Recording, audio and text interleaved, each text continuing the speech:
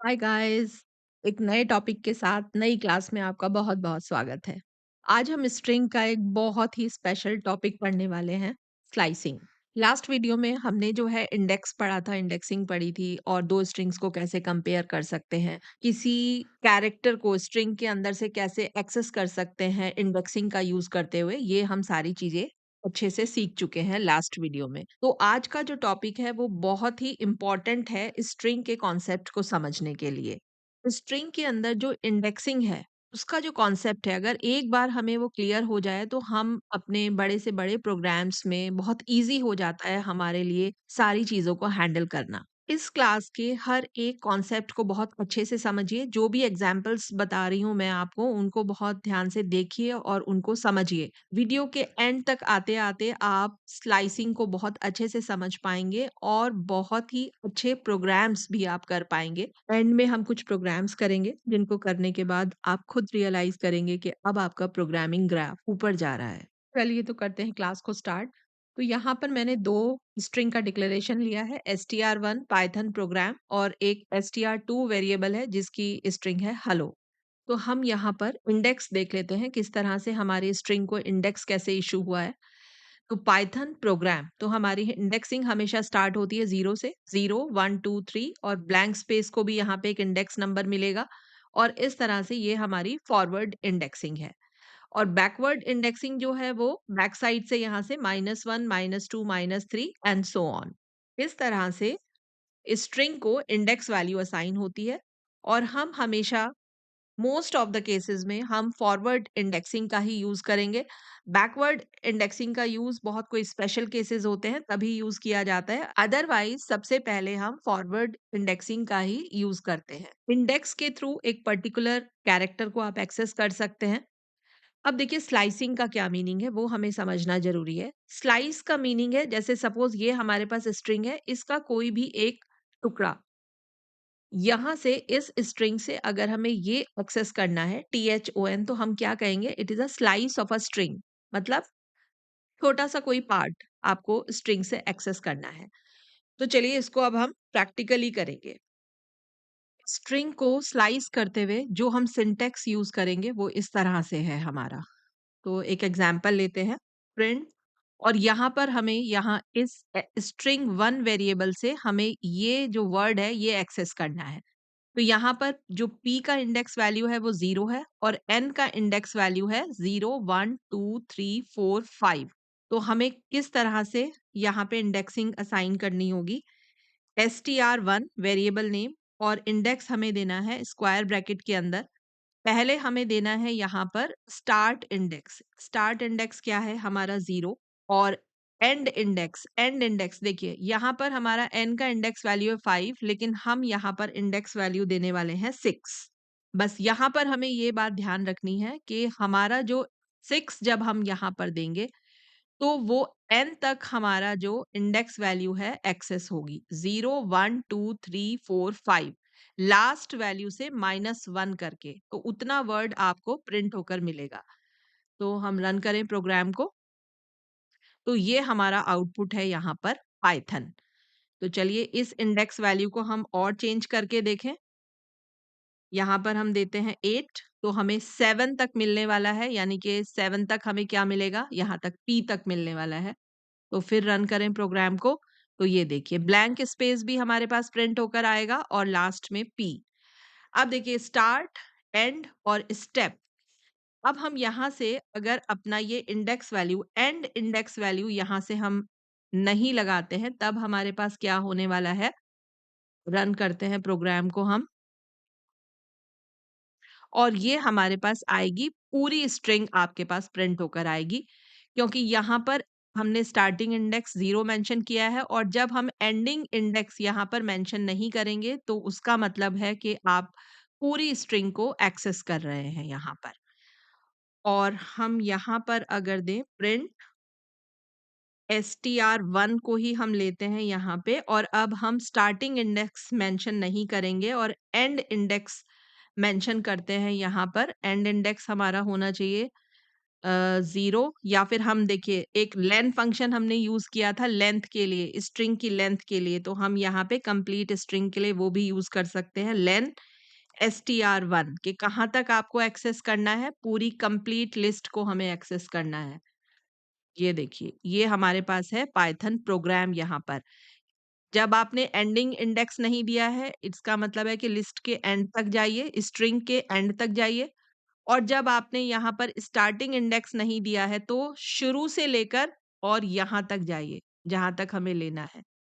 अगर हम यहाँ पर करें प्रिंट str1 और स्टार्टिंग इंडेक्स हम यहाँ पर नहीं दे रहे हैं, और हम यहाँ पर एंडिंग इंडेक्स दे देते हैं 6, तो रन करें प्रोग्राम को हम, तो हमारा ये देखिए पाइथन उसने स्टार्ट से लिया है और हमें 5 तक स्ट्रिंग जो है प्रिंट कर कर यहाँ पर हमें दी है। प्रिंट str1 कोलन, और हमने लिया है अपनी लास्ट इंडेक्स वैल्यू ली है हमने 13। तो करते हैं प्रोग्राम को हम रन। तो हमारे पास देखिए क्या है, पाइथन प्रोग्राम एम नहीं आया है क्योंकि एम की इंडेक्स वैल्यू 13 है, तो हमें 12 तक ही मिलने वाला है अपना, यहाँ तक ये ए तक हमें जो है पूरी स्ट्रिंग एक्सेस होके मिलेगी, और यहाँ पे हमने जो है इनिशियल जो स्टार्टिंग इंडेक्स वैल्यू है वो हमने मेंशन नहीं की है, तो इसका मतलब है हमें स्टार्टिंग से और यहाँ तक जो है स्ट्रिंग प्रिंट होकर मिलने वाली है। प्रिंट str1, ना ही हम स्टार्टिंग इंडेक्स मेंशन कर रहे हैं और ना ही हम एंडिंग इंडेक्स मेंशन कर रहे हैं। तो अब हम रिजल्ट देखें, तो ये हमें मिली है पूरी स्ट्रिंग पाइथन प्रोग्राम। जो स्टेप है वो ऑप्शनल है। अब इसका हम स्टेप का यूज देख लेते हैं, किस तरह से स्टेप को हम यूज करेंगे। प्रिंट कोलन और कोलन, और अब हम स्टेप दे रहे हैं यहाँ पर 2। ये क्या है, स्टार्टिंग इंडेक्स 0 और कोलन है हमारा, ये कोलन, और एंडिंग इंडेक्स हमने यहाँ पे मेंशन नहीं किया है, इसका मतलब हमें पूरी स्ट्रिंग एक्सेस करनी है, और स्टेप लिया है हमने 2। तो रन करते हैं प्रोग्राम को। तो यहाँ पर आया हमारे पास PTORGA, इसका क्या मतलब है, पहले स्टार्टिंग जो भी इंडेक्स पर कैरेक्टर है वो है P, और उसके बाद हमने क्या किया है, सेकंड लेटर करना है आपको, Y को स्किप कर दीजिए, T को प्रिंट करिए, फिर H को स्किप कर दीजिए, जो सेकंड लेटर आ रहा है उसको प्रिंट करिए, ये हमारे पास O आ गया यहाँ पे। उसके बाद N को छोड़िए, ब्लैंक स्पेस, ये ब्लैंक स्पेस आ गया यहाँ पर। फिर P को छोड़ देंगे हम, और R को प्रिंट होगा, और यहाँ पर O को छोड़ेंगे, G प्रिंट हो रहा है हमारे पास, और लास्ट में हमें यहाँ पर मिल रहा है A। तो इस तरह से ये सिंटैक्स को यूज़ करते हुए हम स्ट्रिंग से हम कोई भी स्ट्रिंग का टुकड़ा जो है निकाल सकते हैं। तो यहाँ पर हम नेगेटिव इंडेक्स को भी एक बार जो है प्रैक्टिकली देख लेते हैं। str2 स्ट्रिंग के लिए, हेलो के लिए हम नेगेटिव इंडेक्सिंग से स्ट्रिंग को एक्सेस करते हैं। चलिए, तो हम लिखते हैं यहाँ पर, हम एक्सेस करेंगे ELL, ई से स्टार्ट करके, और LL हमें जो है 3 लेटर यहाँ से निकालने हैं। तो प्रिंट str2 स्क्वायर ब्रैकेट, अब हमारा जो स्टार्टिंग इंडेक्स होगा वो है -4 कोलन, और हम यहाँ तक लेने वाले हैं जो है -2, तो हमें -1 हम यहाँ पे मेंशन करेंगे, -1 एंडिंग इंडेक्स, तो -2 तक जो है हमें हमारे लेटर्स जो है एक्सेस होके मिलेंगे। तो ये देखिए हमें क्या मिला है, ELL, यानी कि हमें मिला है -4, -3 और -2। -4 से स्टार्ट होकर हमने एंडिंग जो है -1 दिया है, तो -1 से एक हमें कौन सा मिलने वाला है, L तक, ELL हमें जो है 3 लेटर्स यहाँ पर स्लाइस करके मिलेंगे। टाइम है हमारा रिवीजन क्वेश्चंस का। तो चलिए, ये सिंटैक्स हमें मालूम है स्लाइसिंग के लिए, स्लाइसिंग बेस्ड ही हम सारे क्वेश्चंस करेंगे अभी। एक स्ट्रिंग हम डिक्लेयर कर लेते हैं यहाँ पर, S is equal to hello world, और इस स्ट्रिंग के लिए ही हम अपने क्वेश्चंस को करेंगे। फर्स्ट क्वेश्चन है हमारा, get a substring from index 0 to 5 not including 5। 5 को हमें इंक्लूड नहीं करना, मतलब फिफ्थ प्लेस पर जो वैल्यू है वो नहीं आनी चाहिए। तो इसके लिए हम लिखें अपना प्रोग्रामिंग स्टेटमेंट प्रिंट, और हमारी जो स्ट्रिंग है वो है S, स्क्वायर ब्रैकेट्स हम यूज करेंगे, 0 टू 5, तो स्टार्टिंग वैल्यू 0 कोलन, और हमें कहाँ तक लेना है, 5 तक लेना है। नॉट इंक्लूडिंग 5 का मतलब यही हुआ कि जब हम यहाँ पे 5 को मेंशन कर रहे हैं तो हमें फोर्थ प्लेस तक वैल्यूज मिलेंगी, फिफ्थ वाला हमारा इंक्लूड नहीं होता है। तो चलिए रन करें हम अपने प्रोग्राम को। तो ये देखिए यहाँ पर हमारा रिजल्ट क्या है, हेलो, यानी 0 1 2 3 और 4 4 तक हमें मिला है और यहाँ पर आपने क्या मेंशन किया है 5। चलिए नेक्स्ट देखते हैं। सेकंड क्वेश्चन हमारा है get substring from index 7 to the end. मतलब 7 से और हमें कंप्लीट पूरी स्ट्रिंग को एक्सेस करना है।